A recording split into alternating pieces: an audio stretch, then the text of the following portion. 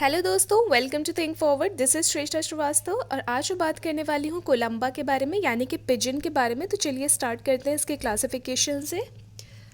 सबसे पहले इसका क्लासिफिकेशन देख लेते हैं। किंगडम एनिमेलिया से बिलोंग करता है। फाइलम कॉर्डेटा का ये जंतु है। क्लास एवीज से बिलोंग करता है। जितनी भी बर्ड्स होती हैं वो सारी एवीज में आती हैं। एवीज का मतलब ही होता है बर्ड्स। ऑर्डर कोलम्बिफॉर्मिस होता है इसका। फैमिली कोलम्बिडी है एंड जीनस कोलंबा है। ठीक है, तो ये इसका क्लासिफिकेशन होता है। अगर कुछ अदर इम्पॉर्टेंट बेसिक फैक्ट्स के बारे में बात करें जो एग्ज़ाम के पॉइंट ऑफ व्यू से बहुत ही ज़्यादा इंपॉर्टेंट है और कई बार पूछा जा चुका है, तो उसमें सबसे इम्पॉर्टेंट होता है पिजन मिल्क। पिजन मिल्क के बारे में पूछा गया है कि ये सिक्रीट कौन करता है और कहाँ से सिक्रीट होता है। तो ये पिजन की क्रॉप ग्लैंड से सिक्रीट होता है और both male and female pigeons के द्वारा सिक्रीट होता है। मीन्स कि सिर्फ फीमेल पिजन इसे सिक्रीट नहीं करती बल्कि मेल पिजन भी इसे सिक्रीट करता है। उसके अलावा पैक्टिन कहाँ मिलता है? तो सबसे पहले तो पैक्टिन बर्ड्स में मिलता है।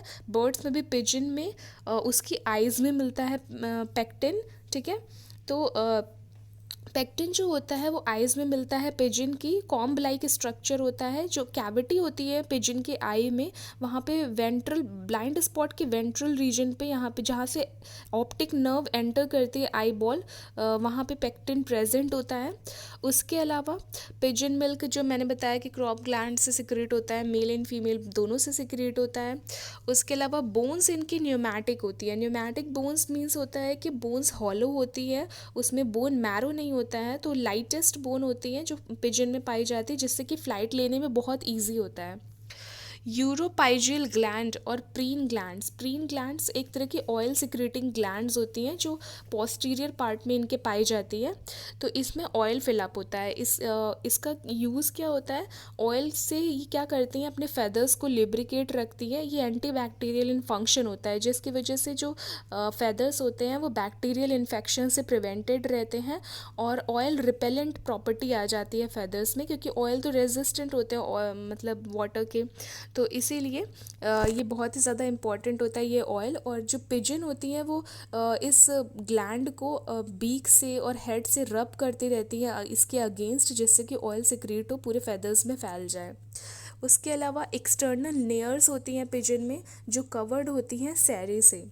एक्चुअल में क्या होता है कि सैरी जो होती है वो ऊपरी चोंच के पास इसके फेदर से ढके एरिया में सैरी होती है।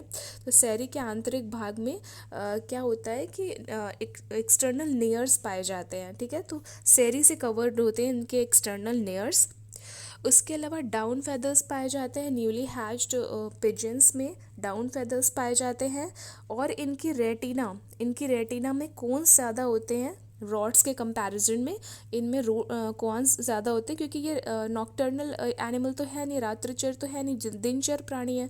तो इसमें कोन्स ज़्यादा होते हैं क्योंकि कोन्स क्या होते हैं, लाइट को कैप्चर करते हैं। और रॉड्स जो होते हैं वो नाइट में वर्क करते हैं। तो ये बेसिक फैक्ट्स हैं, बेसिक क्वेश्चंस है जो एग्ज़ाम के पॉइंट ऑफ व्यू से इम्पॉर्टेंट है और कई बार एग्ज़ाम्स में आ चुके हैं। So this is all about Columba labia, and in the next video I'll talk about some other organisms, so don't forget to watch the next video. Thank you so much.